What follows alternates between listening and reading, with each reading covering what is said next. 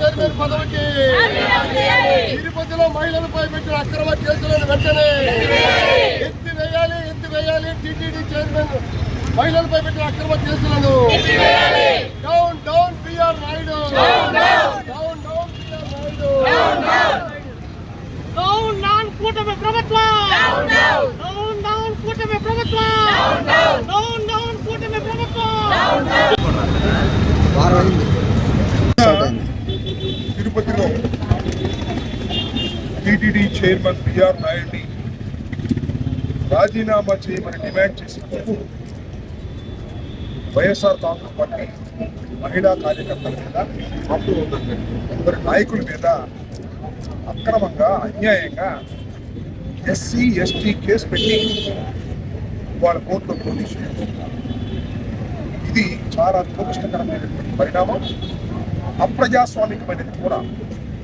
దానికి నిరసనగా ఈరోజు రాష్ట్ర వ్యాప్తంగా అన్ని జిల్లా హెడ్ క్వార్టర్లోనూ వైఎస్ఆర్ కాంగ్రెస్ పార్టీ తరఫున నిరసన తెలియజేసేటటువంటి ప్రక్రియ ప్రారంభించారు.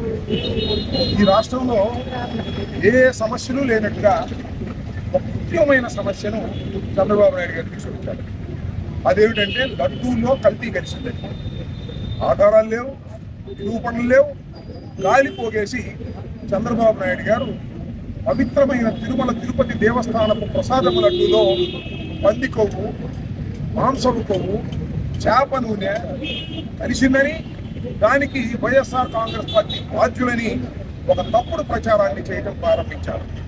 అది చివరికి అనేకమైనటువంటి దుష్ఫలితాలకు తావు తీస్తున్నటువంటి అంశం మీ అందరూ చూస్తున్నారు.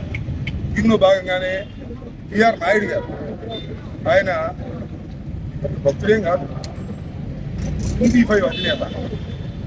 టీవీ5 చంద్రబాబు నాయుడు గారికి ఎన్నికల్లో ఊడిగం చేసిందని ఆయనకి పవిత్రమైనటువంటి తిరుమల తిరుపతి దేవస్థానపు చైర్మన్గా వారు నియమించారు. నియమిస్తే ఆయన మీద వచ్చిన ఆరోపణలు చూశారు కదా, టీవీలో, సోషల్ మీడియాలో ఆయన చేసినటువంటి అకృత్యాలు, ఆయన చేసినటువంటి లైంగిక వేధింపు తీవ్రంగా ప్రచారం జరిగింది. ముందేమంటాడు, ఇదేమో బార్ఫింగ్ అన్నాడు, తర్వాత ఏమో దీనిలో ఏముంది తప్పు ఏముంది అన్నాడు.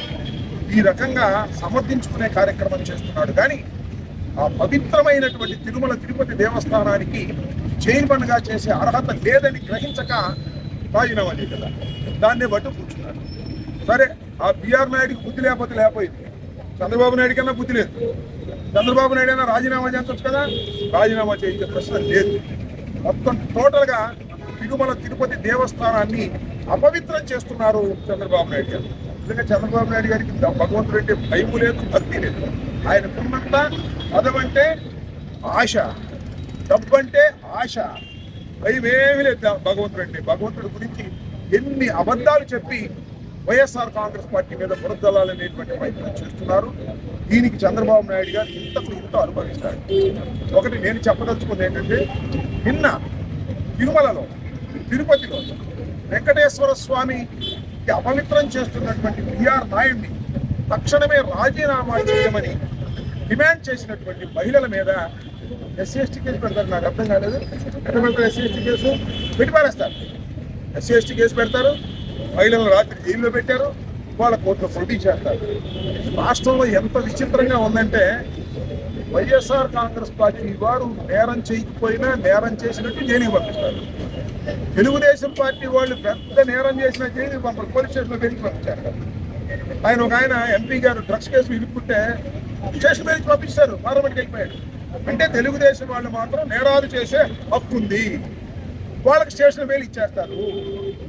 కానీ వైఎస్ఆర్ కాంగ్రెస్ పార్టీ వాళ్ళు నేరం చేయకపోయినా, నిరసన చెప్పినా వాళ్ళని కేసులు పెట్టి పోలీస్ బెయిల్ ఇవ్వకుండా చిన్న సెక్షన్లు పెట్టైనా సరే కోర్టులో పెట్టి మేనేజ్ చేసి తీసుకెళ్లి సెంట్రల్ జైలుకో మరొక జైలుకో పంపిస్తారు.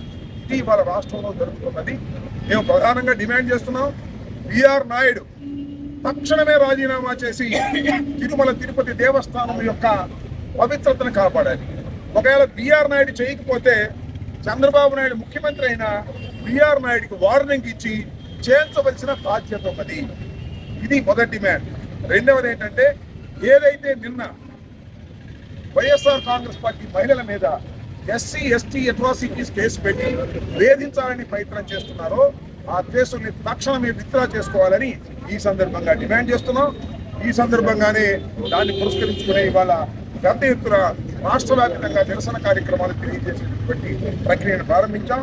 దానిలో భాగంగానే గుంటూరులో అంబేద్కర్ స్టాచ్యూ దగ్గర నాయకులు అందరూ కార్యకర్తలు అందరూ కూడా అందుబాటులో ఉన్న అందరూ కూడా తక్షణమే డిమాండ్ చేస్తూ ఆ కేసు